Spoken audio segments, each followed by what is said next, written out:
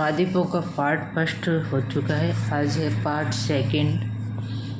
तो फर्स्ट जो है अपन देखते हैं अब हम एशिया महाद्वीप के पठार, एशिया महाद्वीप की पर्वत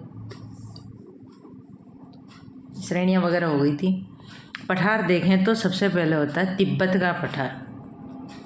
तो क्यों सुन लूँ 3 बात, ये बात थी ना अपने वहाँ पर, तो 3 बात से याद रखोगे। तिब्बत क्यों सुनलून से क्युनलुन व हिमालय पर्वत श्रेणी के बीच स्थित होती है, और 3 बात लोगों के मध्य में होती है, तो मध्य एशिया में स्थित है, और विश्व का सर्वाधिक विस्तृत भाग है। विश्व का सर्वाधिक विस्तृत मध्य एशिया में स्थित क्युनलुन व हिमालय पर्वत श्रेणी के बीच स्थित होती है। इसके बाद आता है पामीर का पठार, एशिया में विश्व का सबसे ऊंचा पठार। विश्व का सर्वाधिक विस्तृत पठार तो है तिब्बत का पठार, और एशिया में विश्व का सबसे ऊंचा पठार है पामीर का पठार। पामीर का पठार जो है वो विश्व का सबसे ऊंचा पठार है। विश्व का क्या है, सबसे ऊंचा पठार है। ऊंचाई इसकी होती है 4,875 मीटर है।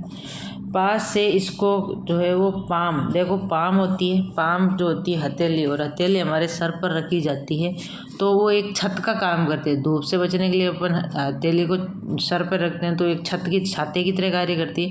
तो इसी पामीर के पठार को कहा जाता है विश्व की छत। क्या कहा जाता है, विश्व की छत। और ये तजाकिस्तान के दक्षिण में स्थित है। ये कहाँ स्थित है, तजाकिस्तान के दक्षिण में स्थित है। तजाकिस्तान के दक्षिण में स्थित जो है वो पर्वत श्रेणी है पामीर का पठार। कौन सी है, पामीर का पठार तजाकिस्तान के दक्षिण में स्थित होती है। एशिया की पर्वत श्रेणियाँ जो है वो पूर्व से पश्चिम की ओर निकलती है। ये कहाँ से निकलती है, ये पूर्व से पश्चिम की ओर निकलती है।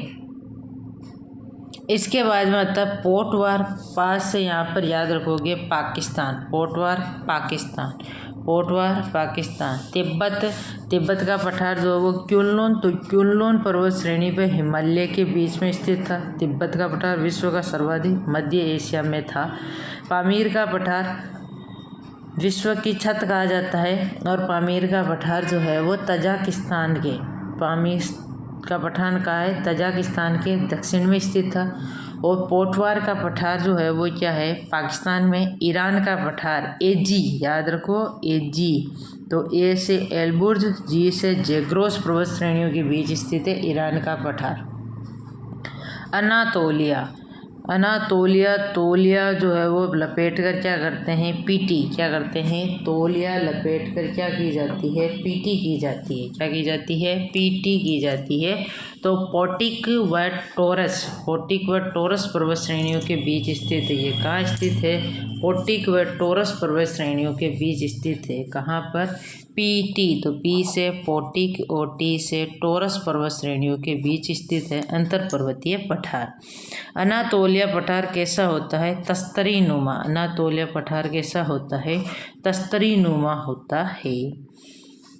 इसके बाद में है लोएस का पठार। क्या है, लोएस का पठार है। लोएस का पठार जो है वो कहाँ स्थित है, उत्तरी चीन में स्थित है। लोएस का पठार कहाँ स्थित है, उत्तरी चीन में स्थित है। लोएस का पठार कहाँ स्थित है, उत्तरी चीन में स्थित है। लोएस का पठार उत्तरी चीन में स्थित पठार है।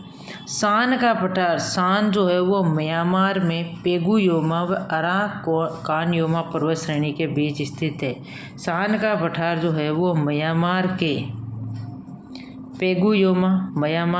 पेगुयोमा व अराकानयोमा पर्वत श्रेणी के बीच स्थित है। तो मेरी शान किससे होगी, मेरी माँ से होगी।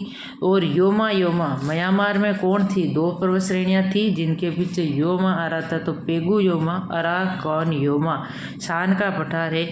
लोएस जो है वो उत्तरी चीन में स्थित पठार है। लोएस क्या है, उत्तरी चीन में स्थित पठार है। अनातोलिया जो है वो पीटी करते हैं तो तोलिया लपेटते हैं, तो पोटिक व टोरस पर्वत श्रेणियों में स्थित है। ईरान जो है वो ईरान में एलबुर्ज व जैग्रोस पर्वत श्रेणियाँ स्थित है। ईरान में क्या है, एलबुर्ज व जैग्रोस पर्वत श्रेणियों के बीच स्थित है। पोटवार का पठार कहाँ स्थित है, पाकिस्तान में स्थित है। यूनान का पठार कहाँ है? दक्षिणी चीन में। यूनान का पठार कहाँ है? दक्षिणी चीन में स्थित है। यूनान का पठार कहाँ स्थित है? दक्षिणी चीन में स्थित है। साइबेरिया का पठार, नान के साथ में क्या खाओ? चीनी खाओ।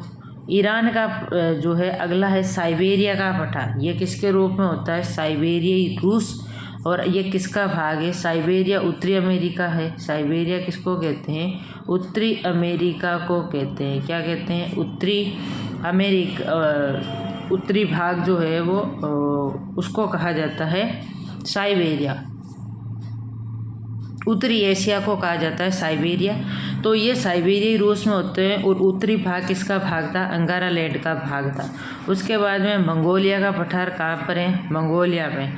दक्कन का पठार, दक्कन पठार जो है वो किस में है? दक्षिणी पठार में। दक्कन पठार किस में है? दक्षिणी पठार में है। द से दक्कन, द से दक्षिणी पठार में स्थित है। कोराट का पठार है थाईलैंड के पूर्वी भाग में। कोराट का पठार कहाँ है? थाईलैंड के पूर्वी भाग में है कोराट का पठार स्थित है। इसके बाद में है मरुस्थल की बात करें तो पठार को एक बार वापस देख लो। तिब्बत का पठार क्युनलुन और हिमालय पर्वत श्रेणी के बीच में स्थित है। मध्य एशिया में विश्व का सर्वाधिक विस्तृत है। पामीर जो है वो एशिया में सबसे ऊंचा पठार है। 4875 मीटर है। विश्व की छत कहा जाता है। तजाकिस्तान के दक्षिण में स्थित है। और एशिया की पर्वत श्रेणी क्रम से पूर्व से पश्चिम की ओर पामीर का पठार विश्व का सबसे ऊंचा पठार 4875 विश्व की छत तजाकिस्तान के दक्षिण में है, पूर्व से पश्चिम में है। पोटवार पाकिस्तान में। ईरान AG एल्बुर्ज व जेग्रोस। अनातोलिया PT पेट्रो पोटिको टोरेस। लोएस उत्तरी चीन में स्थित है। शान मा से होती है शान। तो म्यांमार में पेगुयोमा व अराकोनियोमा पर्वत श्रेणी के बीच स्थित है। यूनान का पठार दक्षिणी चीन में। यूनान का पठार कहाँ पर है? दक्षिणी चीन में है। साइबेरिया का पठार साइबेरियाई रूस में है। अंगारा लैंड का भाग है। मंगोलिया का पठार मंगोलिया में है। दक्कन का पठार द से दक्कन, द से दक्षिणी में है। कोराट जो है वो थाईलैंड के पूर्वी भाग में है। अगला है मरुस्थल। अब मरुस्थल देखें तो थापा थापा थापा थापा। तो थाल पाकिस्तान, थाल पाकिस्तान, थाल पाकिस्तान। थार का मरुस्थल भारत और पाकिस्तान में। थार का मरुस्थल कहाँ है? भारत और पाकिस्तान में है। तकला मकान, मकान में क्या होनी चाहिए? चीनी। मकान में क्या होनी चाहिए? चीनी यानी शक्कर होनी चाहिए। मकान में क्या होनी चाहिए? चीनी यानी शक्कर। रूब अल खाली सऊदी अरब के दक्षिण में स्थित है। रूब अल खाली कहाँ स्थित है? सऊदी अरब के दक्षिण में स्थित है। काराकोम या काला मरुस्थल तुर्कमेनिस्तान का 80%। काराकोम अथवा काला मरुस्थल जो है वो तुर्कमेनिस्तान का 80% भाग है। किसका है? तुर्कमेनिस्तान का 80% भाग है। काराकोम जो है वो क्या है? एक ठंडा मरुस्थल है। कैसा है? ठंडा मरुस्थल है। और इसका रंग कैसा है? काला। रंग कैसा है? काला है। काला है तो रंग काला।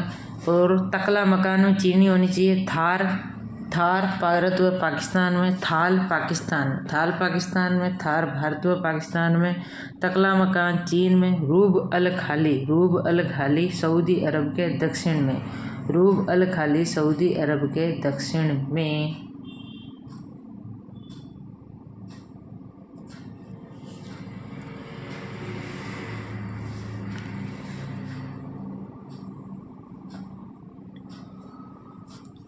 रूब अल खाली सऊदी अरब के दक्षिण में है।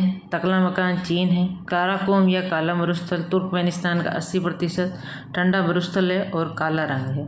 हेलमंद मंद मंद गाना गाओ, मंद मंद गाना गाओ। तो हेलमंद अफगानिस्तान। साल्ट डेजर्ट में अपन क्या करते हैं? रन कर जाते हैं। डेजर्ट से वहाँ से क्या कर जाते हैं? रन। तो रन। और रब अल जो था ना, ये रब वाला, तो अरब। तो रूब अल वाला हो गया। मकान में चीनी। थार भारत और पाकिस्तान पता ही है, थार पाकिस्तान है। काला तुर्क, काले तो Turkmenistan. Helmand Afghanistan. Salt desert Iran. Dasht e Kabir व दस्त ए लुप्त कहाँ पर है? ईरान में। नाफूद, नाफूद सऊदी अरब के उत्तर में है। नाफूद कहाँ पर है? सऊदी अरब के उत्तर में है। रंग कैसा होता है? लाल। नाफूद होता है सऊदी अरब के उत्तर में। नाफूद होता है सऊदी अरब के उत्तर में। रंग कैसा होता है? लाल। रंग कैसा होता है? लाल।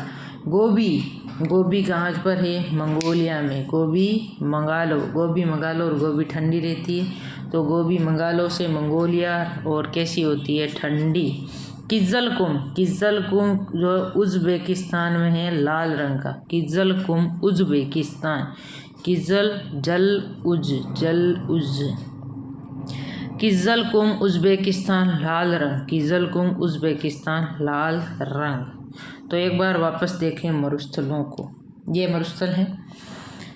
तो थार पाकिस्तान में, ये थार का मरुस्थल भारत और पाकिस्तान। तकला मकान में चीनी होनी चाहिए। रब अल खाली सऊदी अरब के दक्षिण में। काराकुम या काला मरुस्थल, काला ठंडा है और काला तुर्कमेनिस्तान का 80% भाग है। हेलमंद, मंद मंद गाना गाओ अफगानिस्तान। साल्ट डेजर्ट से रन कर गया तो ईरान। दस्त ए काबिर व दस्त ए लुप्त ईरान। नाफूद सऊदी अरब के उत्तर में। रंग होता है लाल। गोभी मंगा लो, गोभी मंगोलिया, ठंडी होती है। किज़लकुम उज़्बेकिस्तान, लाल रंग। किज़लकुम उज़्बेकिस्तान, लाल रंग। नदियाँ व झीलें।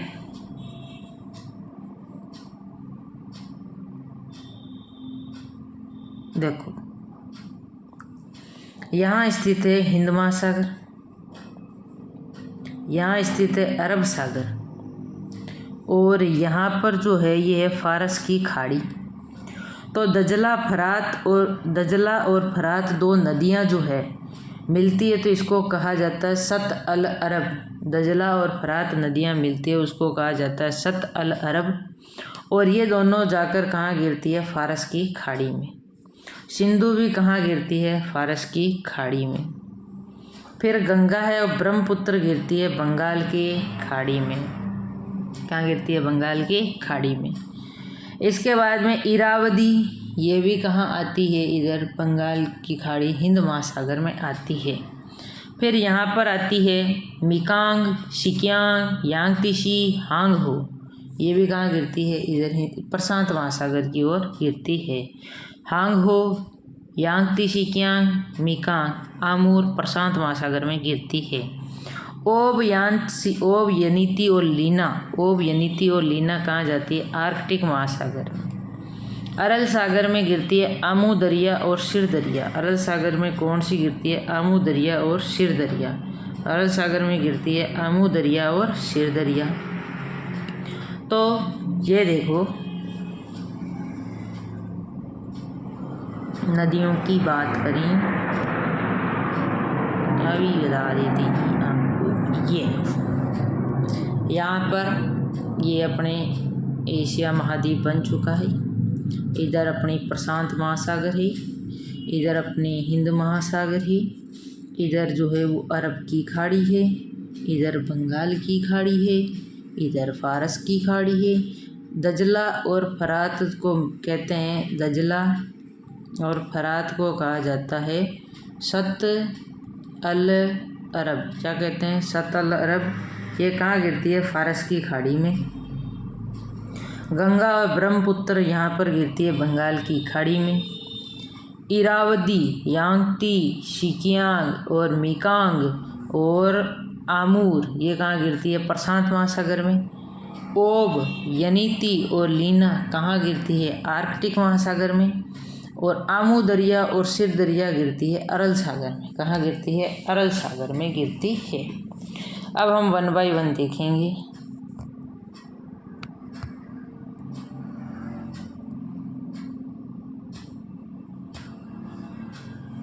ये तो ओब, यनीसी और लीना ऊपर जा रही थी, ऊपर उत्तरी एशिया जिसको साइबेरिया, तो साइबेरिया की में उत्तर की ओर प्रवाहित होकर कहाँ गिरती है? थी आर्कटिक महासागर में गिरती है, और सर्दियों में ये क्या हो जाती है? जम जाती है। आमूर नदी कहाँ गिरती है? इधर प्रशांत महासागर में। तो साइबेरिया रूस में पूर्व की ओर बहते हुए प्रशांत महासागर में गिरती है। इसके बाद है हांग हो हांग नदी। हांग हो तो वो होती है पीली नदी। हांग हो नदी को कहा जाता है पीली नदी, जिसको कहा जाता है चीन का शोक। हांग हो नदी यानी पीली नदी, जिसको कहा जाता है चीन का शोक।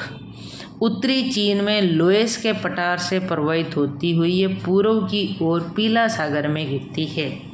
उत्तरी चीन में लोएस के पठार, उत्तरी चीन में किससे? लोएस के पठार से प्रवाहित होती हुई पूर्व की ओर जाकर पीला सागर में गिरती है। उत्तरी चीन में किसमें? उत्तरी चीन में लोएस के पठार, उत्तरी चीन में लोएस के पठार से प्रवाहित होते हुए किसमें? उत्तरी चीन में हांग हो नदी उत्तरी चीन में लोएस के पठार से प्रवाहित होती हुई पूर्व की ओर पीला सागर में गिरती, यानी प्रशांत महासागर में। मिकांग, सिकियांग, यांगतीसी और हांग हो प्रशांत महासागर में गिरती थी लोएस के पठार से होती हुई। डन। लोएस के पठार की पीली मिट्टी के कारण इसका रंग भी कैसा हो जाता है? पीला। इसके बाद में यांगतीसी सिकियांग, ये एशिया महाद्वीप की सबसे यांगतीसी एशिया महाद्वीप की सबसे लंबी नदी है और विश्व की तीसरी सबसे लंबी नदी है। और ये कहाँ गिरती है? प्रशांत महासागर में। कहाँ गिरती है? प्रशांत महासागर में गिरती है। आगे देखिए, सिकियांग नदी ये भी प्रशांत महासागर में गिरती है, परंतु ये दक्षिणी पूर्वी चीन से प्रवाहित होती हुई दक्षिणी चीन सागर यानी प्रशांत महासागर में गिरती है। हांग हो तो लोएस के पठार से आ रही थी, यांगतीसी मध्य आ रही थी, मध्य से आ रही थी, और सिकियांग जो है वो दक्षिण पूर्व से, और मिकांग भी दक्षिण पूर्वी एशिया की डेन्यूब है। विश्व की तीसरी सबसे लंबी नदी तो होगी यांगतीसी, और भारत की एशिया की सबसे लंबी नदी होगी यांगतीसी।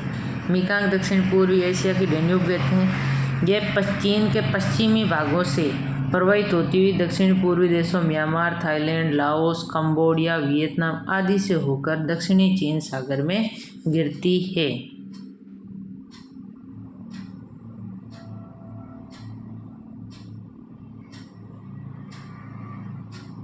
ये इसका ये पूछे जाते हैं क्षेत्र मिकांग नदी के। Myanmar, Thailand, Laos, Cambodia, Vietnam, इसका शॉर्ट जो है वो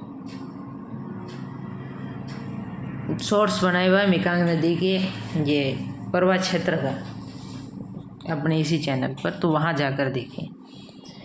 इरावदी नदी क्या है? इरावदी नदी मांडले इसी नदी पर स्थित है। इरावदी नदी मांडले इसी नदी पर स्थित है।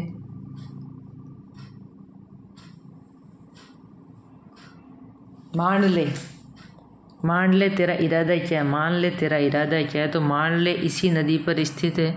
इरावदी से इरावदी नदी। चिंदवीन इसकी सहायक है।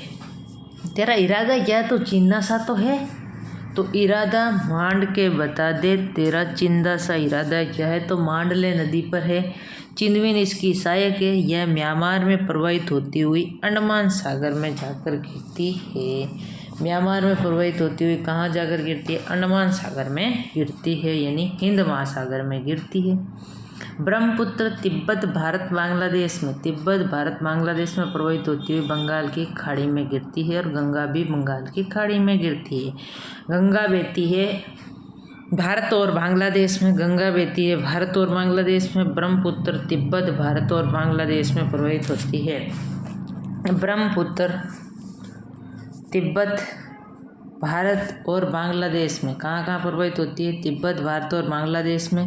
गंगा भारत और बांग्लादेश में। सिंधु तिब्बत भारत और पाकिस्तान में। सिंधु कहाँ है? तिब्बत भारत और पाकिस्तान में। सिंधु तिब्बत भारत और पाकिस्तान में। तिब्बत भारत और पाकिस्तान में सिंधु बहती है। गंगा भारत और बांग्लादेश में बहती है। ब्रह्मपुत्र तिब्बत भारत और बांग्लादेश में प्रवाहित होती है। तिब्बत भारत और बांग्लादेश में प्रवाहित होती है। तिब्बत भारत और बांग्लादेश में, तिब्बत भारत बांग्लादेश में प्रवाहित होती है ब्रह्मपुत्र। ठीक। सिंधु तिब्बत भारत पाकिस्तान में प्रवाहित होती हुई अरब सागर में गिरती है। दजला और फरात फारस की खाड़ी में गिर रही थी। दोनों को कंबाइंड रूप में क्या कह रहे थे? सत अल अरब। और आमू दरिया सिर दरिया अरल सागर में गिर रही थी। जॉर्डन नदी इज़राइल की मुख्य नदी है। जॉर्डन इज़राइल की मुख्य नदी और मृत सागर में गिरती है। जोर दिया तो मर गया, तो मृत सागर में गिरती है। इसके बाद में यूराल नदी, यूराल यू से यूरोप और एशिया के मध्य स्थित है और कैस्पियन सागर में गिरती है। यूराल नदी किस में गिरती है? यूराल नदी कैस्पियन सागर में। यूराल नदी कैस्पियन सागर में गिरती है। कहाँ गिरती है? कैस्पियन सागर में गिरती है और यूरोप और एशिया के मध्य स्थित है। यूराल जो है वो यूरोप और एशिया के मध्य स्थित है। कैस्पियन सागर में गिरती है। कहाँ गिरती है? कैस्पियन सागर। शिनानो क्या है? शिनानो, नानो लायो पान, नानो की लायो पान लायो, तो नानो जापान की सबसे लंबी नदी है। यूराल यूरोप और एशिया के मध्य स्थित है। कहाँ गिरती है? कैस्पियन सागर में। जॉर्डन कहाँ गिरती है? मृत सागर में। चाओ फ्रिया नदी, चाओ फ्रिया नदी थाईलैंड की राइन नदी। चाओ फ्रिया थाईलैंड की राइन नदी। मामबेरामो नदी, मामबेरामो नदी इंडोनेशिया की सबसे लंबी नदी है। मामबेरामो इंडोनेशिया की सबसे लंबी नदी है। मामबेरामो इंडोनेशिया, मामबेरामो इंडोनेशिया। चाओ Freya Thailand. शिनानो Japan. Jordan Israel की मुख्य नदी है। जॉर्डन इज़राइल की मुख्य नदी मृत सागर में गिरती है। यूराल यूरोप और एशिया की है और कैस्पियन सागर में गिरती है। शिनानो जापान की है और चाओ फ्रिया थाईलैंड की राइन नदी है। मामबेरागो नदी इंडोनेशिया की सबसे लंबी नदी है। झीलें, एक बार नदियाँ वापस दिखा दें। देखो, ओब यनीती और लीना आर्कटिक में गिर रही है। आमू दरिया, सिर दरिया अरल सागर में। दजला फरात सत अल अरब मिक्स में कहलाती है और फारस की खाड़ी में गिरती है। गंगा ब्रह्मपुत्र बंगाल की खाड़ी में। इरावदी जो है वो चीन में बहती हुई ये बंगाल की खाड़ी में गिरती है। हांगहो, यांगती, सिकियांग और मेकांग ये जो है वो इसमें गिरती है प्रशांत महासागर में। और आमू प्रशांत महासागर में गिरती है। फिर ये ओब यनी और ये आर्कटिक में जाती है, सर्दियों में जम जाती है। आमूर साइबेरिया में बहते हुए प्रशांत महासागर में गिर रही थी। हांगहो नदी पीली नदी है, चीन में बहती है लोहेस के पठार से होती हुई। और इसके बाद यांगती सी जो है ये चीन के मध्य भाग से पूर्व की ओर बहती है और सबसे कम लंबी नदी है, विश्व की तीसरी सबसे लंबी नदी है। सिकियांग जो है वो प्रशांत महासागर में गिर रही थी। मेकांग जो है वो देखो इसकी ट्रिक क्या थी मैं यही बताता हूँ। तू कम बोल MV, तू कम बोल MV। तो थाईलैंड, कम से कंबोडिया, U से USA, बो से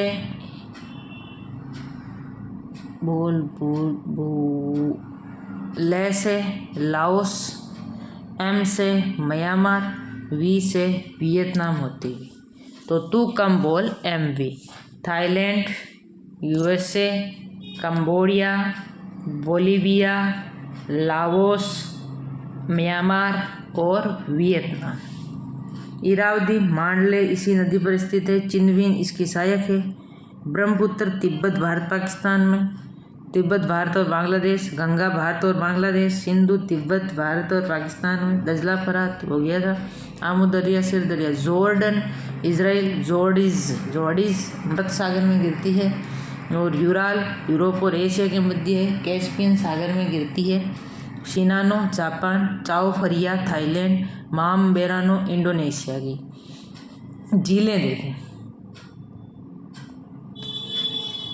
वोन झील 330% इसमें लवणता होती है। वोन झील में 330%, मृत सागर में होती है 238%। वोन में कितनी होती है? 330, मृत में होती है 238।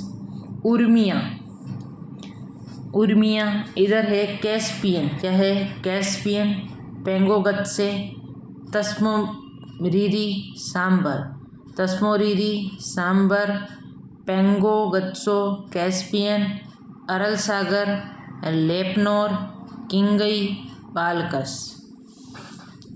Tonle safe, Toba.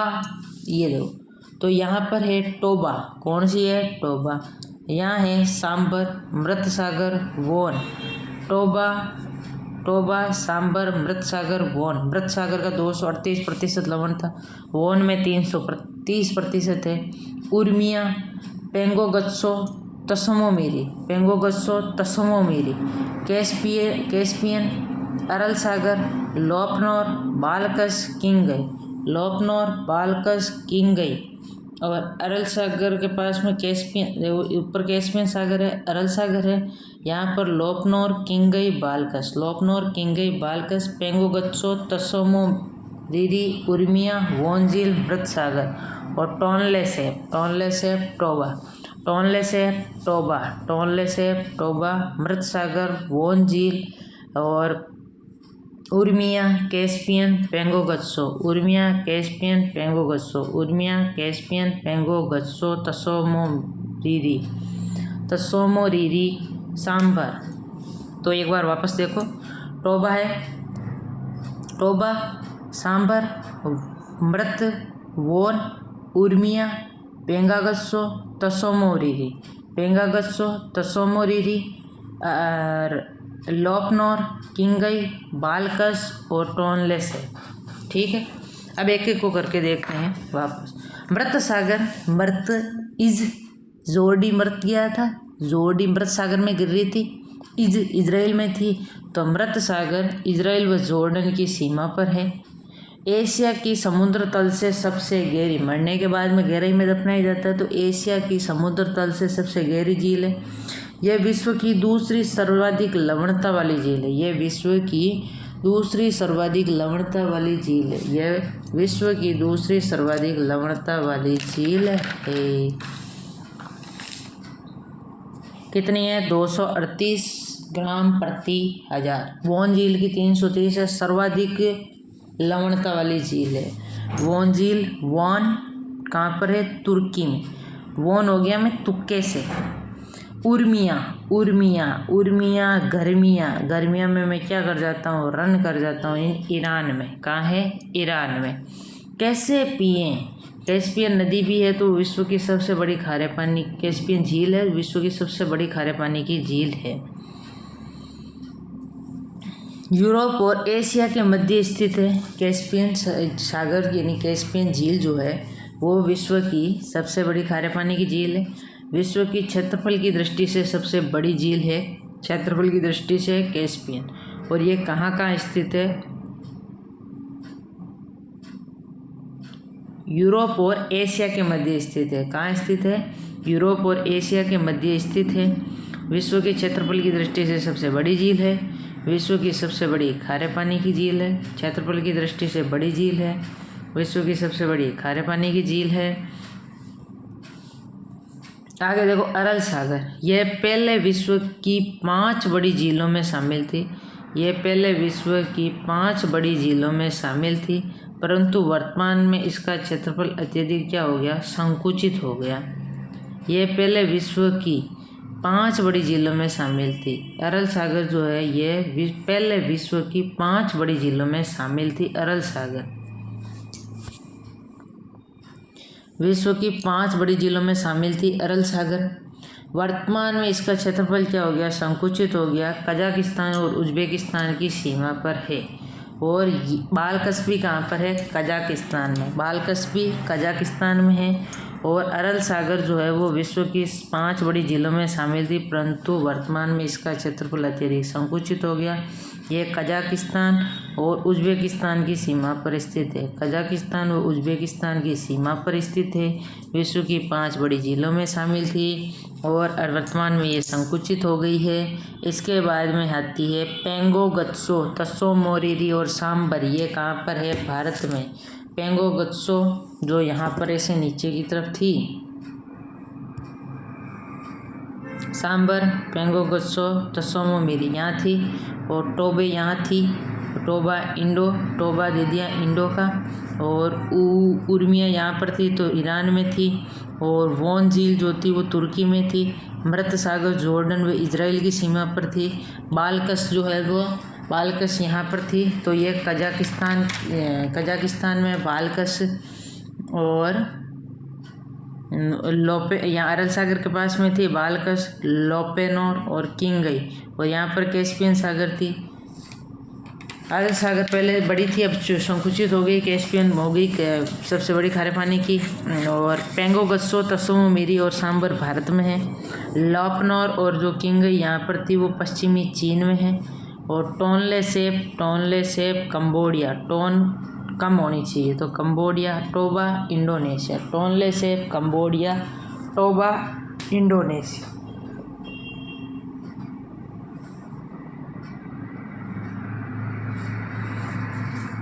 टोनले सेप कंबोडिया और टोबा इंडोनेशिया, ये हो गई झीलें।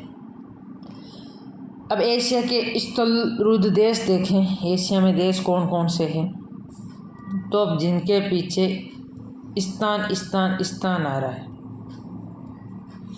Turkmenistan, Uzbekistan, Kazakhstan, Tajikistan, Kyrgyzstan, Afghanistan, ये और अजरबैजान और अर्मीनिया, ये है एशिया के स्थलरुद्ध देश। मंगोलिया है, नेपाल है, भूटान है, लाओस है। लाओस से कौन सी नदी निकल रही थी? हांगहो, जिसको पीली नदी कहते हैं क्योंकि लोयस के पठार में पीली नदी है, पीली मिट्टी है। क्या है? पीली मिट्टी। प्रमुख खाड़ियाँ देखें। प्रमुख खाड़ियों में आती है मन्नार की खाड़ी। पहले कौन सी आती है? मन्नार की खाड़ी। मन थोड़ा थोड़ा किससे मिलता है भारत का? श्रीलंका के साथ। मन किससे मिलता है भारत का? श्रीलंका से। बंगाल, बांग्लादेश। खंबात की खाड़ी भारत में। अदन की खाड़ी यमन के दक्षिण में। अदन यमन। मर्तबान साहिबान कदरदान, माँ को बुलाया जाए म्यांमार। ओमान जहाँ मान नहीं हो वहाँ से रन कर जाना चाहिए। पोहई तो पोई, पैसे पीला तो पूर्वी चीन की ओर पीला सागर के पास स्थित होती है। और कच्छ की खाड़ी गुजरात में स्थित है। तो ये खाड़ियाँ है। मन्नार की खाड़ी भारत और श्रीलंका के मध्य है। बंगाल की खाड़ी बांग्लादेश के दक्षिण में है। खंबात की खाड़ी गुजरात तो यहाँ पर भारत में स्थित है। अदन यमन की। मर्तबान म्यांमार के दक्षिण में। ओमान मान नहीं हो वहाँ से रन कर लो तो ईरान के दक्षिण में। पोहई पीला सागर में गिरती है, पूर्वी चीन की ओर पीला सागर में। कच्छ की खाड़ी गुजरात के पश्चिम में। जल संधियाँ। अगली बात आती है जल संधि। पाक जल संधि होती है भारत और श्रीलंका के मध्य। पेम्बा चैनल होता है भारत को रामेश्वरम से जोड़ने वाला चैनल है। पाक भारत और श्रीलंका के मध्य। पाक है भारत और श्रीलंका के मध्य। पेम्बा चैनल है भारत को रामेश्वरम से जोड़ने वाला, जिसको पंबन भी कहा जाता है। पंबन द्वीप भारत को किससे जोड़ता है? रामेश्वरम से जोड़ता है। भारत को रामेश्वरम से जोड़ने वाला चैनल है। पाक जल संधि भारत और श्रीलंका के मध्य स्थित है। आदम ब्रिज रामेश्वरम को मन्नार से जोड़ने वाला पुल है। रामेश्वरम को मन्नार से जोड़ने वाला पुल है। पाक भारत और श्रीलंका के मध्य। पाक है भारत और श्रीलंका के मध्य। पेम्बा है भारत को रामेश्वरम से जोड़ता है। पाक भारत और श्रीलंका के मध्य। पाक भारत और श्रीलंका के मध्य है पाक। और पेम्बा है भारत को रामेश्वरम से जोड़ने वाला। होर्मुज जल संधि फारस की खाड़ी और ओमान की खाड़ी को जोड़ने वाला। होर्मुज है फारस की खाड़ी और ओमान की खाड़ी को जोड़ने वाला। होर्मुज ऑफ ओमान और फारस की खाड़ी। ओमान की खाड़ी और फारस की खाड़ी। आदम रामेश्वरम और मन्नार की खाड़ी। पाक भारत और श्रीलंका के बीच में। पंबन इधर ही है, भारत को रामेश्वरम से जोड़ता है। देखो ये है भारत, यहाँ है श्रीलंका। तो यहाँ से तो है पाक जल संधि, फिर यहीं पर रामेश्वरम होता है। इस रामेश्वरम को भारत से जोड़ता है पेम्बा चैनल जोड़ता है, जिसको पंबन कहते हैं। क्या कहते हैं? पंबन। फिर आदम ब्रिज यहीं पर होता है, जो रामेश्वरम को किससे जोड़ता है? मन्नार की खाड़ी से जोड़ता है, तो यहीं आदम ब्रिज है। और होर्मुज जो है वो फारस और ओमान को जोड़ता है। अगला है फार्मोसा। क्या है? Formosa Taiwan. ये पूर्वी चीन सागर को दक्षिणी चीन सागर से जोड़ता है। किससे? पूर्वी चीन सागर को दक्षिणी चीन सागर से जोड़ता है। बासी ये हो गया, तो शांति से उसको छीन कर फेंक दो। तो बासी शांति से प्रशांत महासागर, चीन से दक्षिणी चीन सागर। मलक्का में से मलाया और वह सुमात्रा, मलाया व सुमात्रा के मध्य स्थित है। मलक्का मलाया व सुमात्रा के मध्य स्थित है। मलक्का मलाया व सुमात्रा के मध्य स्थित है। सुंडा सुमात्रा और जावा के मध्य स्थित है। सुंडा सुमात्रा और जावा के मध्य स्थित है। बेरिंग जल संधि। रिंग को काटो शांति से, रिंग को काटो शांति से। सुंडा सुमात्रा और जावा के मध्य है। मलक्का मलाया व सुमात्रा के मध्य स्थित है। सुमात्रा इंडोनेशिया में पड़ता है। मलक्का सुमात्रा व जावा के मध्य, मलक्का सुमात्रा व जावा के मध्य है। और बासी दक्षिणी चीन सागर को प्रशांत महासागर से। फार्मोसा पूर्वी चीन सागर को दक्षिणी चीन सागर से। बाब अल मंदेब लाल सागर को दक्षिणी चीन सागर, पूर्वी चीन सागर को दक्षिणी चीन सागर से। बाब अल मंदेब लाल सागर को फारस अदन की खाड़ी से। बाब अल मंदेब लाल को अदन की खाड़ी से। बाब अल मंदेब लाल सागर को अदन की खाड़ी से। होर्मुज फारस को ओमान से। आदम रामेश्वरम को मन्नार से। भारत को रामेश्वरम से पंबन, भारत को श्रीलंका से पाक जल संधि जोड़ती है।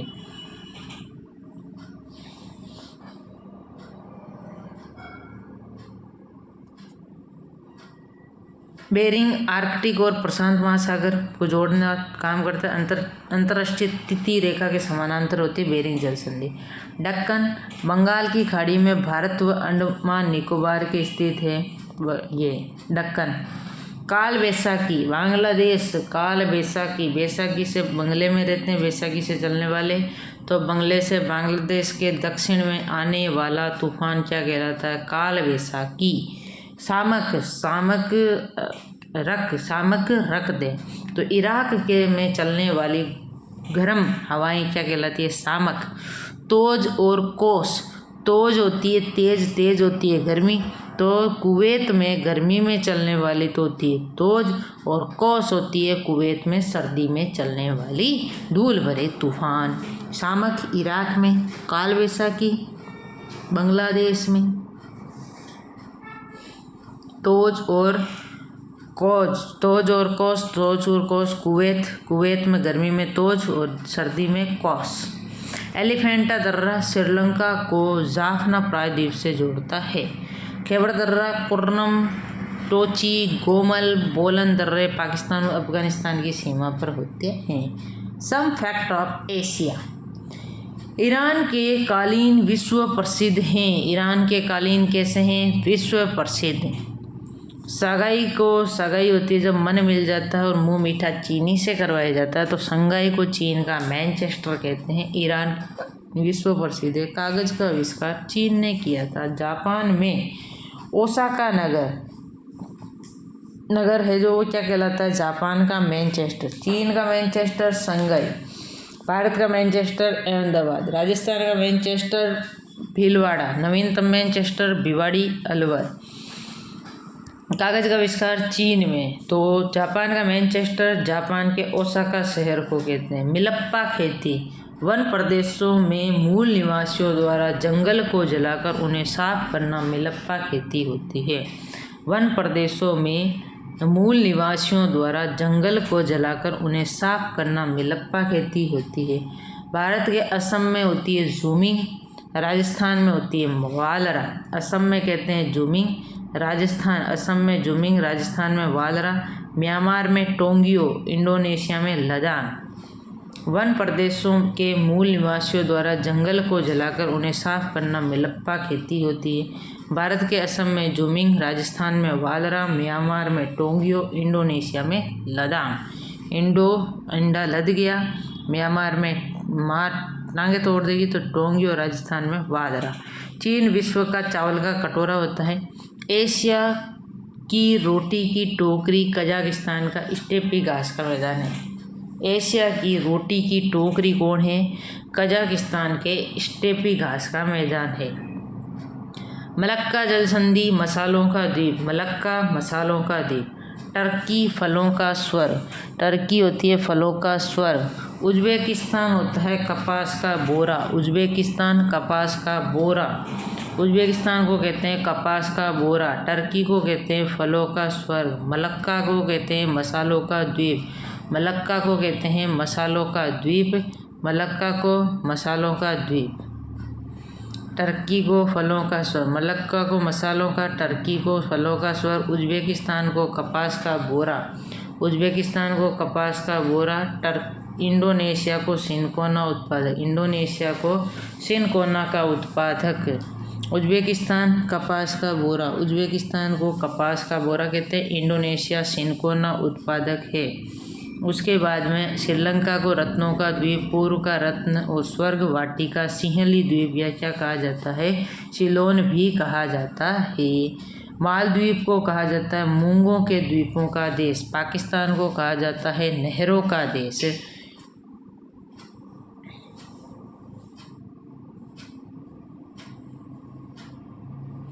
फलों का स्वर्ग किसे कहते हैं? फल टोकरी में होते हैं तो टर्की। मसालों का मैं से मसाले और मैं से मलक्का। और एशिया की रोटी की टोकरी, रोटी की टोकरी होती है तो हम स्टेप ध्यान से लेते हैं तो स्टेपी घास के मैदान। उज्बेकिस्तान ऊंचा से क्या है? कपास की बोरी।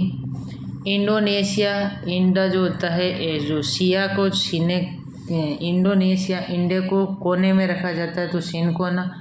श्रीलंका को रत्नों का द्वीप, पूर्व का रत्न, सिंह स्वर्ग वाटिका या सिंहली द्वीप या सिलोन कहते हैं। मालदीव मूंगों के द्वीपों का देश। पाकिस्तान नहरों का देश। सऊदी अरब के लाल सागर के तटवर्ती भाग को चमकते सूरज का यमलोक कहते हैं। सऊदी अरब के लाल सागर के तटवर्ती भाग को, सऊदी अरब के लाल सागर के तटवर्ती भाग को चमकते सूरज का यमलोक कहा जाता है। सऊदी अरब के लाल सागर के तटवर्ती भाग को, सऊदी अरब के लाल सागर के तटवर्ती भाग को, सऊदी अरब के लाल सागर के तटवर्ती भाग को चमकते सूरज का यमलोक कहते हैं। ग्रेट रीफ घाटी जॉर्डन नदी की विश्व प्रसिद्ध भूभ्रंश घाटी है। जॉर्डन नदी, ग्रेट रीफ घाटी जॉर्डन नदी की विश्व प्रसिद्ध भूभ्रंश घाटी है, जिसे एल गोर कहते हैं। एशिया में स्थित सबसे लंबा प्लेटफॉर्म है गोरखपुर यूपी। एशिया में सबसे लंबा प्लेटफॉर्म कौन सा है? गोरखपुर यूपी। कौन सा है? गोरखपुर यूपी। विश्व में सर्वाधिक डाकघर वाला देश कौन सा है? भारत है। स्वर्णिम त्रिकोण में आते हैं लाओस, थाईलैंड और म्यांमार। लाओस, थाईलैंड और म्यांमार। तुर्की एशिया का प्रवेश द्वार है। जापान को उगते सूरज का देश कहते हैं, पूर्व में इसे निप्पन कहते हैं। क्योटो जापान को छोटे कारखानों का नगर कहते हैं। फोसा मेघना ज्वालामुखी पर्वतों की श्रृंखला है। क्वांटो मैदान जापान में है। इनको देखो वापस। विश्व ग्रेट रीफ घाटी जॉर्डन नदी की विश्व प्रसिद्ध भूभ्रंश घाटी है। एशिया में स्थित सबसे लंबा गोरखपुर यूपी। विश्व का सर्वाधिक डाकघर वाला देश कौन सा है? भारत। विश्व का सर्वाधिक डाकघर वाला देश कौन सा है? भारत है। और स्वर्णिम त्रिकोण में लाओस, थाईलैंड और म्यांमार आते हैं। तुर्की एशिया का प्रवेश द्वार है। तुर्की एशिया का प्रवेश द्वार है। जापान को उगते सूरज का देश कहते हैं। जापान को क्या कहते हैं? उगते सूरज का देश। पूर्व को निप्पन कहते हैं। क्योटो जापान छोटे कारखानों का नगर कहते हैं। फोसा मेघना ज्वालामुखी पर्वतों की श्रृंखला है। क्वांटो मैदान जापान। क्वांटो मैदान जापान।